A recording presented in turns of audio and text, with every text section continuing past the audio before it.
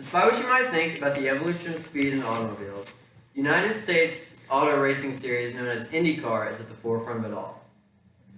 The series' growth started out from men trying to go faster and faster. It also helped with the spirit of competition from man to man. In the beginning, drivers not only needed a place to test their speed, but also a series to help govern them with rules and regulations. In 1905, this would lead the American Automobile Association, or AAA as it's known today, to create a series for drivers to compete in. The series would change ownership to the USAC Champ Car Series, CART, Indy Racing League, and the IndyCar Series. The series, however, would start on shaky ground.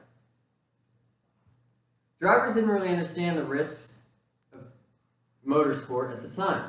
From 1909 to 1955, 31 men would die under the guidance of AAA. Many car manufacturers like Ferrari, Lotus, Porsche, and even Chevrolet would come to the United States to test their mettle. However, many manufacturers' owners would get hurt or even die in some cases. Gaston Chevrolet, the creator of Chevrolet, would die in 1931.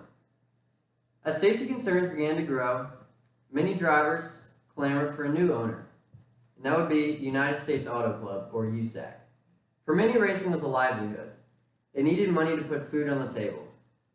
So in the 60s, safety became much more important after the 1961 horrific crash at the Indianapolis 500, including drivers Roger Ward and Eddie Sachs.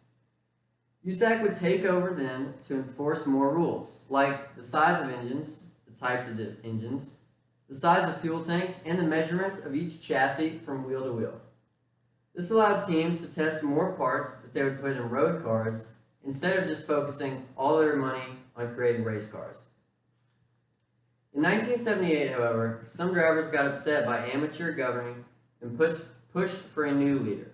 Driver Mark Donohue was jealous of the success of F1 in Europe and pushed to create the series called CART. The goal of the series was to boost purse sizes and promotions. However, owners soon got unhappy as it became an oligarch of the top 3 teams in the series. In 1994, one of the smaller owners of the series and owner of Indianapolis Motor Speedway, Tony Holman, would split the series up again and create the Indy Racing League. Now, what this did was this limited the amount of viewers and cut off the casual fan and allowed NASCAR to take over as the premier racing series in the United States. In 2008, however, IndyCar and CART would finally become one and would begin to grow again. IndyCar is the oldest series in the U.S. and helped pioneer speed before any other series. It improved car safety in racing and in street cars. Whether it was AAA, USAC, CART, or IndyCar, they all created the most interesting type of racing series in the U.S., racing on ovals and road courses. So next time you see an ad for IndyCar, just remember this speech and remember to give them a chance.